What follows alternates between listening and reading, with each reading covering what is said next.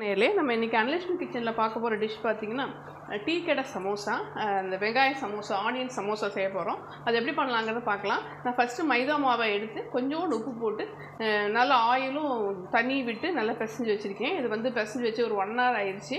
இப்போ பாருங்கள் நல்லா சாஃப்டாக பிசைஞ்சு வச்சுக்கோங்க. அடுத்து இதுக்கு தேவையான பொருள் பார்த்திங்கன்னா நம்ம ஆனியன்ஸ் தான் போட போகிறோம். இது ஆனியன் சமோசா தான். ஸோ ஆனியன் வந்து ஒரு 2 பெரிய சைஸ் ஆனியனை வந்து நான் ரொம்ப பிடிச்சி நல்லா ஃபைனாக சாப் பண்ணியிருக்கேன். தென் ஒரு 2 பீஸ் ஆஃப் கார்லிக்கு அதையும் சாப் பண்ணியிருக்கேன். ஒரே ஒரு பச்சை மிளகா, நம்ம இருந்தாலும் சில்லி பவுடர் போட போகிறோம், இருந்தாலும் அந்த இதோட ஃப்ரெஷ்னஸ் ஸ்மெல்லுக்காக ஒரே ஒரு பச்சை மிளகா.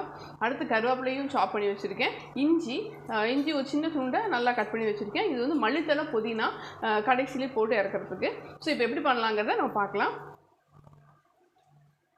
இப்போ அந்த ஆனியன் சமோசாவுக்கு தேவையான அந்த ஆனியன் கிரேவி செய்ய ஆரம்பிக்கலாம். நான் கடாயில் எண்ணெய் விட்டுவிட்டேன். ஆர்டினரி கடலெண்ணெயை நீங்கள் விட்டுக்கோங்க, ரொம்ப கம்மியாக விடுங்க. ரீசன் என்னென்னா, ரொம்ப எண்ணெய் விட்டுட்டிங்கன்னா ரொம்ப சாகி ஆயிரும். நீங்கள் உள்ளே ஃபில்லிங் வைக்கும்போது வெளியே வந்துடும். ஸோ நான் வந்து இந்த வெங்காயம் வதங்குற அளவுக்கு மட்டும் கொஞ்சோடு எண்ணெய் விட்டுக்கிறேன். எண்ணெய் காஞ்சிச்சு. இந்த டைம் சோம்பு பெருஞ்சீரகம்னு சொல்லுவோம் இல்லைங்களா, அதை நான் பொடிச்சு வச்சுருக்கேன். நீங்கள் வந்து உங்கள்கிட்ட ஃபுல்லாக இருந்ததுன்னா ஒன்றும் பிரச்சனை இல்லை. நான் பொடிச்சு வச்சுருக்கேன், அதை நான் போட்டுக்கிறேன். இது வந்து அந்த கொஞ்சம் அந்த ஃப்ளேவருக்காக தான். அடுத்து தீவிரத்துக்கு முன்னாடி நம்ம ஆனியன்ஸ் போட்டுடலாம். இது நல்லா வதக்கணும். ஸோ ஆனியன் வதக்கும் போதே நம்ம உப்பு போட்டுக்கலாம். நான் வந்து மாவுக்குமே உப்பு போட்டு தான் தப்பிச்சு வச்சுருக்கேன். இது வந்து நம்ம இந்த டிஷ்ஷுக்கு தேவையான உப்பு போட்டுக்கலாம். இன்னொரு விஷயம் என்னென்னா, இது நாங்கள் பண்ணி இந்த ஃபில்லிங்கை நீங்கள் ரெடி பண்ணிவிட்டு ரொம்ப நேரம் கழிச்சு தான் நீங்கள் எண்ணெயில் பொரிக்க போகிறீங்கன்னா அந்த டைமில் நீங்கள் உப்பு போட்டு கலந்துக்கோங்க. ரீசன் என்னென்னா, நீங்கள் அப்புறமே இப்போ நான் வந்து இப்போ உடனே பண்ணிட்டு போகிறேன். அப்போ வந்து என்ன ஆகும்னா அது கரெக்டாக இருக்கும். நீங்கள் லேட்டாக பண்ணிங்கன்னா அந்த தண்ணி விட்டுரும். இதில் இப்போ வந்து ஃபில்லிங்கில் வந்து வெளியில் வரதுக்கு வாய்ப்பு இருக்குது. ஸோ அதனால் இந்த வெங்காயத்து அளவுக்கு மட்டும் கம்மியாக உப்பு போடுங்க. உடனே செஞ்சுடுங்க. லேட்டாக பண்ணுறதா இருந்தால் செய்கிற நேரத்தில் ஃபில்லிங் பண்ணும்போது நீங்கள் போட்டுக்கலாம். இது நல்லா வதங்கட்டும். நல்லா வெங்காயம் வந்து ஓரளவு பச்சை ஸ்மெல் போயிட்டு நல்லா வாசம் ஆரம்பிச்சிருச்சு, கலர் சேஞ்ச் ஆயிடுச்சு. இந்த டைமில் நம்ம வச்சுருக்கிற அந்த பொடிசான இருக்கிற பூண்டு, பச்சை மிளகா, கருவேப்பிலை, இஞ்சி, இது எல்லாத்தையும் மல்லித்தலை புதினா மட்டும் விட்டுட்டு இதை போட்டுக்கிறோம். ஃபைனலாக நம்ம அதை போட்டுக்கலாம். இது வதங்கட்டும். இது வதங்கி முடிச்ச உடனே நம்ம ஆட் பண்ண வேண்டிய பொருள் எல்லாத்தையும் ஆட் பண்ணிடலாம். இது ஓரளவுக்கு உங்களுக்கு வந்து இஞ்சியும் எல்லாம் கொஞ்சம் ஃப்ரெஷ் ஸ்மெல் இருந்தால் ஒன்றும் பிரச்சனை இல்லை. இப்போ நம்ம இந்த டிஷ்ஷுக்கு தேவையான மஞ்சத்தூள், ரொம்ப கம்மியாக போடுறேன்.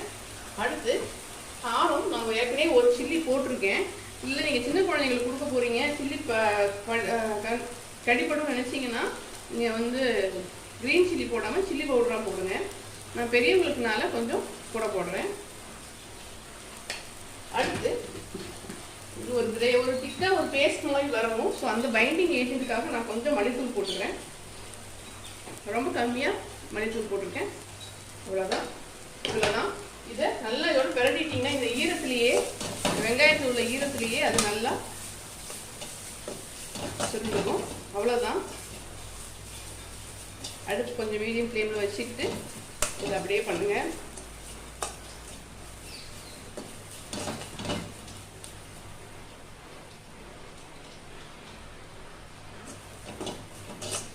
நம்ம இது முடிஞ்ச உடனே அந்த பராத்தா மைதா மாவு போட்டு பிசைஞ்சு வச்சுருக்கோம் இல்லைங்களா, அந்த மைதா மாவு பராத்தா செஞ்சு இந்த பராத்தா மாவு கொஞ்சம் எண்ணெய் கல்லில் வச்சு ரோஸ்ட் பண்ணிவிட்டு அதுக்கப்புறம் நம்ம இதை ஃபில் பண்ண போகிறோம். ஸோ இப்போ இதை செஞ்சு வச்சுட்டிங்கன்னா கொஞ்சம் சூடு ஆறும். அவ்வளோதான். இப்போ நம்ம ஃபைனலாக சாப் பண்ணி வச்சுருக்கிற மல்லித்தலை புதினா போடுங்க. போட்டுட்டு இந்த சூடே போதும், அடுப்பு ஆஃப் பண்ணிடலாம். நம்ம இப்போ அந்த ஷீட்ஸ் எப்படி தயாரிக்கலாங்கிறத பார்க்கலாம். நான் அடுப்பு ஆஃப் பண்ணிட்டேன்.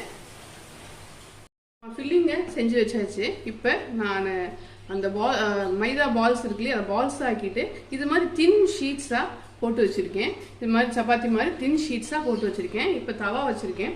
இப்போ இது என்ன பர்பஸ்னால், மைதா உங்களுக்கு தெரியும் ரொம்ப டெண்டராக இருக்கும் இல்லைங்களா. இதை நம்ம ஃபில்லிங் பண்ணோம்னா அது வந்து சரியாக வராது, ரொம்ப அப்படியே நம்ம டிசைர் ஷேப்பில் வராது.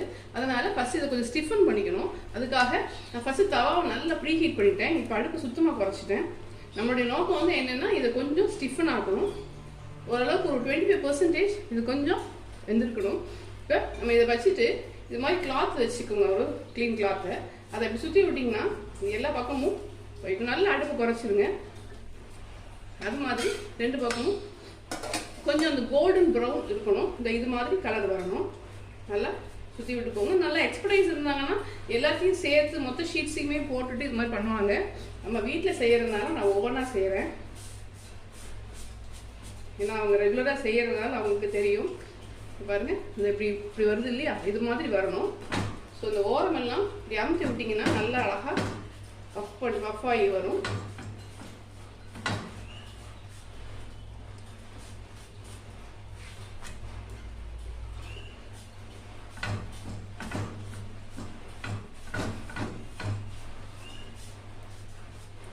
இது மாதிரி நம்ம எல்லா ஷீட்ஸையுமே இது மாதிரி கலர் கொஞ்சம் ப்ரௌன் கலர் வர மாதிரி ரெடி பண்ணிட்டோம்னா நம்மளுக்கு போடுறதுக்கு வசதியாக இருக்கும். நல்ல ஷீட் தின்னாக இருக்கணும், ரொம்ப மெல்லிஸாக இருக்கணும். ரொம்ப மொத்தியாக இருந்துச்சுன்னா மேலே உள்ளது சரியாக வேகாது, சாப்பிட்றதுக்கு நல்லா இருக்காது.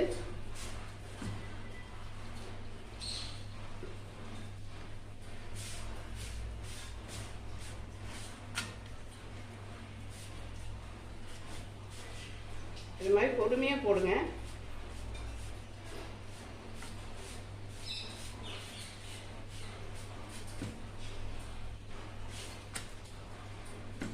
எண்ணெயெல்லாம் விட வேண்டாம். நம்ம இது மாதிரி இந்த கோல்டன் ப்ரௌன் வர மாதிரி எல்லா ஷீட்ஸுமே போட்டு எடுத்துக்கலாம். அதுக்கப்புறம் நம்ம கட் பண்ண போகிறோம். அது எப்படிங்களான்னு பார்க்கலாம். அந்த ஷீட்டை வந்து நம்ம ஒரு 25% இது மாதிரியான கொஞ்சமாக ஒரு வெந்திருக்கணும். இப்படி இருக்கணும், அப்போ தான் நம்ம சொன்னபடி இது கேட்கும். இப்போ இது ரவுண்டாக இருக்குது. நம்மளுக்கு வந்து அந்த சமோசா போடுறதுக்கு ஒரு ரெக்டாங்கிள் ஷேப் இருக்கணும். நீங்கள் ரெக்டாங்கிள் ஷேப்பில் கட் பண்ணாலும் ஓகே. பட் நம்ம வந்து யூஸ்வலாக ரவுண்டில் பண்ணுறதுனால ரவுண்டில் பண்ணிவிட்டு இது மாதிரி சைட்ஸ் எல்லாம் நான் கட் பண்ணிக்கிறேன். இதனால தான் நம்ம சொன்னபடி கேட்கணுங்கிறதுனால தான் இதை நம்ம வந்து கொஞ்சம் நேரம் அடுப்பில் வச்சு எடுத்துருக்கோம். அவ்வளோதான். ஸோ ரெடி ஆகிட்டு இப்போ இந்த சைஸில் வச்சுட்டு நம்ம இதை ஹாஃபாக கட் பண்ணிக்கலாம். இப்போ இது எப்படி ஃபோல்ட் பண்ண, இதுக்கு முன்னாடி என்ன பண்ணியிருக்கேன், ஒரு சின்ன கிண்ணத்தில் கொஞ்சம் மைதா மாவை விட்டு கொஞ்சம் பேஸ்ட் ஒட்டுறதுக்காக ஒரு இது ரெடி பண்ணி வச்சுருக்கேன். இப்போ நம்ம இதை எப்படி பண்ணலாங்கிறத பார்க்கலாம். இப்போ இது ஒன்றுமே இல்லை, இந்த நம்ம கடையிலலாம் பொட்டலம் அடிப்பாங்க இல்லையா, அது மாதிரி தான். இங்கே பாருங்கள், எல்லாம் டுவர்ட்ஸ் மார்ஜின். இப்படி டுவர்ட்ஸ் இந்த மார்ஜின், அப்புறம் டுவர்ட்ஸ் இந்த மார்ஜின், அவ்வளோதான். ஸோ இப்போ நம்ம என்ன பண்ண போகிறோம், இந்த மார்ஜின் மடிக்க போகிறனால ஃபஸ்ட்டு இங்கே கொஞ்சம் அப்ளை பண்ணிக்கலாம் அந்த மாவை. அப்போ தான் கொஞ்சம் ஒட்டிக்கும், இல்லைன்னா நீங்கள் வந்து இதில் போடும்போது எண்ணெயில் போடும்போது பிரிஞ்சிடும். ஸோ டுவர்ட்ஸ் மார்ஜின், அவ்வளோதான், வேறு ஒன்றுமே இல்லை. அடுத்து இந்த பக்கம் ஃபோல்ட் பண்ண போகிறோம். ஸோ இந்த இடத்துலையும் பேஸ்ட்டு. இப்போ இது டுவர்ட்ஸ் மார்ஜின், ஓகேங்களா. இப்போ நம்மளுக்கு ஒரு அழகான ஒரு பவுச் மாதிரி ஒன்று கிடச்சிருக்கு பாருங்கள். இதில் இந்த ஃபஸ்ட்டு இந்த பவுச் இருக்கு இல்லையா, இப்படி கையில் வச்சுக்கிட்டிங்கன்னா இங்கே பாருங்கள் ஒரு ஓப்பனிங் இருக்குது. நம்ம ஸ்டஃப்பை ஸ்பூனில் எடுத்து போடுங்க. இன்னொன்று நல்ல ஸ்டஃப்பு உள்ளே இறங்குற மாதிரி திணிச்சு விட்டுக்கோங்க, இல்லைன்னா நமக்கு ஸ்டஃப்பு உள்ளே ரொம்ப கொள்ளாது. நல்லா உள்ளே ஸ்டஃப் பண்ணிக்கோங்க. நல்லா உள்ளே அனுப்பிட்டு அவ்வளோதான். இங்கே பாருங்கள். இப்போ நம்ம இதை இங்கே ஃபோல்டு பண்ண போகிறோம். அப்போ இந்த இடம் பேஸ்ட் பண்ணோம் இல்லையா, நம்ம என்ன பண்ண போகிறோம், இந்த இடத்துல கொஞ்சம் அப்ளை பண்ணிக்கிறோம். அவ்வளோதான். ரொம்ப ப்ரொஃபஷ்னலாக இல்லைனாலும் வீட்டில் சாப்பிட்ற அளவுக்கு பண்ணிக்கலாம். பிரியாமல் பார்த்துக்கோங்க. இது இன்னொரு பீஸ் செஞ்சுக்காத, இது மாதிரி பண்ணி இங்கே வச்சுருக்கேன். உங்களுக்கு இன்னொரு பீஸ் பண்ணி காட்டுறேன். இங்கே பாருங்கள், இந்த ஷீட் எடுத்துக்கிறோம். எல்லாமே டுவர்ட்ஸ் மார்ஜின். இது அடுத்து இந்த ஃபோல்ட், இப்படி ஞாபகம் வச்சுக்கோங்க. ஸோ அப்போ நம்ம இந்த இடத்துல ஃபஸ்ட்டு அப்ளை பண்ணிக்கலாம். இப்போ நான் இதை இங்கே ஃபோல்டு பண்ணுறேன். நீங்களோட வீட்டில் பேப்பரில் செஞ்சு பார்த்துக்கிட்டிங்கன்னா ஈஸியாக இருக்கும், ரைட்டுங்களா. இப்போ இந்த இடத்துல நம்ம போட போகிறோம். அதனால் ஸோ ஃபஸ்ட்டு இங்கே நல்லா ஒட்டிக்கும். அடுத்து இந்த இடம். இப்போ நம்மளுக்கு ஒரு பவுச் கிடச்சிருச்சு. நல்லா ஸ்டிக் ஆகிருக்கான்னு ஒரு செக் பண்ணிக்கோங்க. இப்போ இந்த சின்ன விரலை விட்டு பார்த்திங்கன்னா இங்கே பாருங்கள், அழகாக ஒரு பவுச் கிடைக்குது இல்லையா? இதில் நம்ம ஃபில்லிங்கை போட்டுற போகிறோம். ஃபில்லிங்கை நல்லா போடும்போது உள்ளே குத்தி விடுங்க, அப்போ தான் நம்மளுக்கு நல்லா கிடைக்கும். இது மாதிரி இருந்துருச்சு இல்லையா? இப்போ நம்ம இதை ஃபுல்லுமே இதில் பேஸ்ட் பண்ண போகிறோம். இப்போ இங்கே கொஞ்சம் அப்ளை பண்ணிக்கோங்க. பண்ணிவிட்டு இதை நம்ம இப்படி பண்ண போகிறோம். இங்கே பாருங்கள், பக்கா சமோசா, ஆனியன் சமோசா வீட்டிலேயே சூப்பராக பண்ணியிருப்போம். இப்போ நம்ம இதை ஃப்ரை பண்ணி வைக்கணும். ஸோ நீங்கள் இதை மாதிரி பண்ணி வச்சுட்டிங்கன்னா பீசஸை இப்போ நம்ம ஃப்ரை பண்ணிடலாம். கடாயில் எண்ணெய் வச்சுருக்கேன், கடலெண்ணெய் தான் போட்டிருக்கேன்.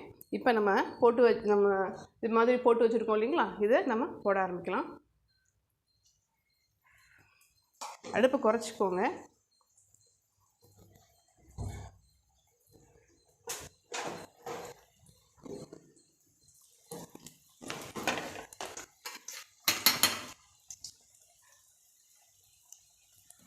நம்ம ஆல்ரெடி கொஞ்சம் அது குக் ஆகிருந்தனால நம்மளுக்கு குயிக் ஆகிரும். அதனால் குறைச்சி வச்சே பண்ணுங்கள். வெளியில் உள்ள ஸ்டஃப் மட்டும் தான் நம்மளுக்கு ஃபுல்லாக வேகணும். உள்ளதெல்லாம் ஆல்ரெடி குக்குடு தான். எல்லாமே இந்த மாதிரி கலர், அந்த ப்ரௌன் கலர் வர மாதிரி பார்த்துக்கோங்க. அந்த பேஸ்ட் பண்ணுறோம் இல்லைங்களா சைடில், அது நல்லா பண்ணியிருக்கணும். இல்லைன்னா வெளியில் உள்ள இந்த ஸ்டஃப் எல்லாமே உள்ளே வெளியில் இப்படி வர வாய்ப்பு இருக்குது. அப்படி இருந்ததுன்னா வரதான் செய்யும் ஏன்னா நம்ம ப்ரொஃபஷ்னலாக பண்ணல. அப்படி இருக்கும்போது அது இருந்துச்சுன்னா அதெல்லாம் எடுத்துருங்க, இல்லைன்னா அது தீஞ்சிரும்.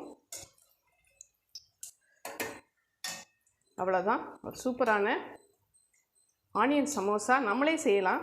கடையில் வாங்கணும். கடையில் வாங்கியிருந்தீங்கன்னா சில சமயம் அழுகின வெங்காயம் அதில் இருக்கும். அதெல்லாம் கொஞ்சம் சாப்பிடும்போது அன்பிளசண்ட்டாக இருக்கும். நம்ம வீட்டில் பண்ணுறதுனால டெஃபினட்டாக பார்த்து தான் பண்ணுவோம். ஸோ இதுதான் சூப்பரான ஆனியன் சமோசா ரெடி ஆயிடுச்சு. ட்ரை பண்ணி பாருங்கள். ட்ரை பண்ணி பார்த்துட்டு உங்களுடைய சஜஷன் சொல்லுங்கள்.